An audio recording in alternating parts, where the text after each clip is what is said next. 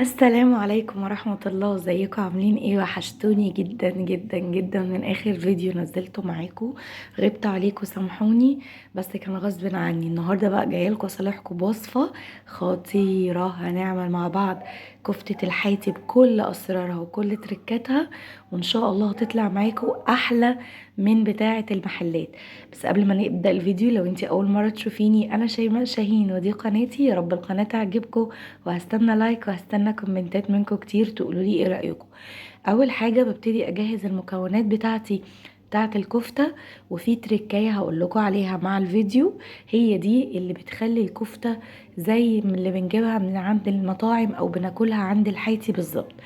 اول حاجة انا بحتاج الورق بتاع البقدونس، حزمة بقدونس. انا هقول لكم المقادير بتاع كيلو لحمة مفرومة. بس انا الكميه اللي انا كنت عاملاها او اللي انا هعملها معاكم النهارده في الفيديو، استخدمت نص كيلو بس من اللحمه. بس انا هقول لكم المقادير بتاعه كيلو لحمه مفرومه. تقدروا لو هتزودوا الكميه تزودوها، او لو هتقللوها تقللوا.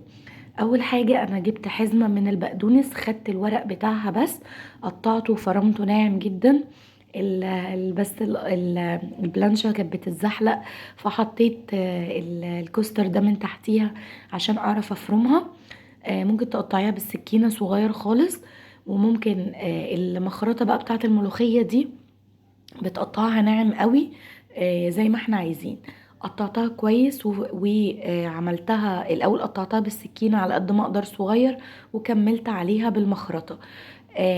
تاني حاجة، في حتة اللحمة اللي مفروض هنشتغل بيها، ليها مواصفات معينة عشان تنجح الكفتة معاكي. هي ايه بقى المواصفات؟ لكل كيلو جرام من اللحمة 25 جرام من الدهن. حطيتي ليا، حطيتي يعني جبتي نسبة دهون من عند الجزار تقولي له انا عايزاها عشان هعمل كفتة حياتي او هعمل حواوشي، هو هيبقى عارف الدهن المخصوص. وهستخدم معلقة كبيرة من البيكنج باودر، والبهارات الأساسية هنستخدم ملح وفلفل بس. أنا النهاردة مزودة معاكم بهارات كفتة كنت جايباها من عند العطار. انت عايزة تزودي توم باودر، بصل باودر، جنزبيل، قرفة، جوز الطيب، أي حاجة تدي منكهات للطعم، انت براحتك، كلها اختيارية. بعد كده جبت بصلايه حجمها وسط، بشرتها كويس قوي في المبشره بتاعتي، وبصفيها كويس من الميه بتاعتها. واوعي ترمي الميه، هنستخدمها في التصبيع بتاع الكفته. انا بصفيه كويس عشان ما تطرليش الكفته وتخليها تفك معايا. بصفي كويس في المصفى كده، وبفصل المية بتاعتها على قد ما اقدر مرة واتنين وتلاتة، لان ساعات بصفي البصل وباجي بعديها بشوية لما بركنه بينزل مية تاني. فانتي على قد ما تقدري حاولي تصفي البصل كويس جدا جدا جدا. في ناس بتجرب الطريقة دي بتستخدم البصل بالمية بتاعته، بس انا بصراحة ما جربش، فانا اللي ما جربتوش ما اقدرش اقولكوا عليه عشان ما يبوظ الوصفة منكم. فانا بقول لكم الحاجه اللي انا جربتها وطلعت معايا مضمونه 100% ان شاء الله. هجيب بقى كل المكونات، ودي التركه السحريه بتاعتي وبتاعه الكفته عامه اللي هتطلعها لك ناجحه 1000000% ان شاء الله. نجيب بقى كل المكونات بتاعتنا اللي احنا قلنا عليها، ونحطها في المفرمة او في الكبة، ونقعد نضربها تاني لحد ما تنعم وتعمل العرق اللي هو بيعمل لنا الكفتة انها ما تفكش مننا كلحمة مفرومة. ما عندكيش كبة، ما عندكيش مفرمة، حطيها في طبق غويط وابتدي اعجنيها كويس جدا لحد ما لونها يفتح. انا عايزاكم تركزوا كويس قوي في درجة لون اللحمة في المرحلة دي، وتشوفوها بعد ما هوريها لكم بالعرق بتاعها هيبقى لونها عامل ازاي. بضيف بقى كل المكونات اللي قلنا عليها اللي هي بتاعت الخلطة السحرية بتاعت الكفتة، وبضيف عليهم معلقة كبيرة من النشا ومعلقتين كبار من الدقيق. الدقيق بيمتص بس اي سوائل، عشان زي ما قلت لكم الكفتة ما تفكش مننا وهي بتستوي، بس ما بيبقاش ليه اي طعم دقيق في الكفتة بتاعتنا. وبعد كده بشغل بقى الكبة بتاعتي الحلوة، واشغل على اعلى درجة لحد ما تديني القوام الحلو اللي تطلع العرق المظبوط. لو ما عملتوش التركه دي هتحسوا ان انتوا بتاكلوا لحمه مفرومه متشكله ومتبله عادي ومشويه. لكن التركه دي هي اللي بتدي القوام والطعم والريحه اللي كانت خطيره بجد كانت محتاجة ان اللحمة كانت عايزة تتاكل وهي نية من قبل ما تتشوي. الطريقة دي زي ما بقول لكم هي دي اللي بتخلي، بصوا بقى اللون اختلف تماما ازاي، بصوا اللون فاتح ازاي، وده العرق اللي انا بقول لكم عليه.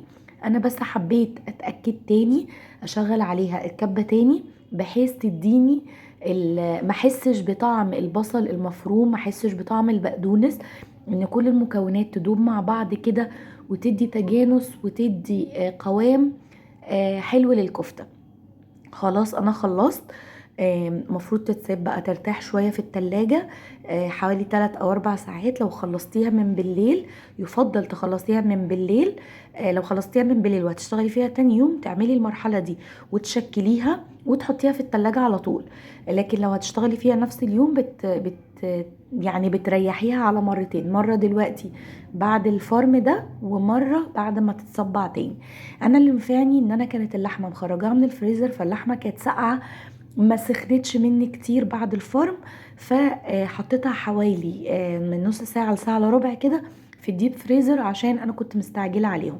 نيجي بقى للتصبيع بتاعنا او التشكيل. انا ما عنديش السياخ اللي هي التخينه. تقدري تشكليها عادي كفته عاديه، بس كل لما تخلي فيه فراغات من جوه الكفته كل لما هيطلع معاكي السيخ بتاع الكفتة طعمه احلى وهش كده وطري ومستوي من جوه ومن بره. انا بقى بقول لكم ما كانش عندي السيخ الحديد المربع التخين ده، فاتصرفت جبت حوالي 4 أو 5 أسياخ بتاعت الشيش طاووق ولزقتهم مع بعض وابتديت اشكل الكفتة بتاعتي زي ما انتم شايفين. تقدري تشكليها عادي جدا ككفتة عادية وترصصيها في الصينية بتاعتك وتبتدي تحطيها في الفرن. انا بيني وبينكم في طريقة التسييخ بتاع الكفتة او تشكيلها ما كنتش ضليعة قوي، بس قعدت اجرب يمين وشمال لحد ما طلع معايا زي ما انتم شايفينه كده. وانا كنت بشكل الكفتة كنت مشغلة الفرن على درجة حرارة 200، مشغلة الفرن والشواية مع بعض. لو مش بيشتغلوا مع بعض تقدري تشغلي الفرن، واول ما تحسي ان هي استوت تشغلي عليها الشواية لمدة 5 دقايق. خلصت الكمية بتاعتي كلها وحطيتها في الفرن على درجة حرارة 200 زي ما قلتلكم، وطلعت بقى خطيرة خطيرة خطيرة زي ما انتم شايفين. بس في تركة ما كانتش جوسي زي ما احنا بنحبها، وده بيرجع لنسبة الدهون بتاعتنا. يعني ما كانش الدهون نزة منها كده زي ما بنقول في الصينية، لا كانت متماسكة، بس كانت طرية جدا مستوية جدا من جوه. خلي بالكم بس من التشكيل لان انا معرفتش قوي برضو اظبط الشكل النهائي، بس بصراحة طلعت خطيرة وطعمها خطير. ما تزودوش اي توابل تبوظ طعم الوصفة بتاعتنا، خلوا الوصفة بسيطة هتطلع معاكم رائعة. تقدر تتقدم مع سلطة طحينة، مع مكرونة، سندوتشات تتاكل، مع اي حاجة تتاكل. بجد ليها طرق كتير جدا للتقديم. يا رب تجربوا الوصفة وتعجبكم وتستفيدوا منها. لو مشيتوا على خطوات بإذن الله هتطلع معاكم خطيرة بجد. بس كده يا حلوين، فيديو النهاردة خلص. يا رب يبقى عجبكم، يا رب تبقوا استفدتوا مني بأي معلومة. لو استفدتوا مني ما تنسوش تعملوا لايك للفيديو واشتراك للقناة وتفعلوا زر الجرس عشان يوصل لكم مني كل الوصفات وكل الفيديوهات الجديدة. ولو انتي اول مرة تشوفيني، انا شيماء شاهين ودي قناتي. هستنى رأيكم في الكومنتات وهستنى اقتراحاتكم للفيديوهات الجاية الجديدة، وهستنى دعمكم بكلام حلو في الكومنتات. وان شاء الله ما تاخرش عليكم زي الفيديوهات اللي فاتت دي. وهستنى زي ما قلت لكم تجربوها وتقولوا لي ايه رايكم. بصوا انا بوريها لكم من جوه كانت طريه وحلوه جدا. ان شاء الله اشوفكم على خير الفيديو الجاي.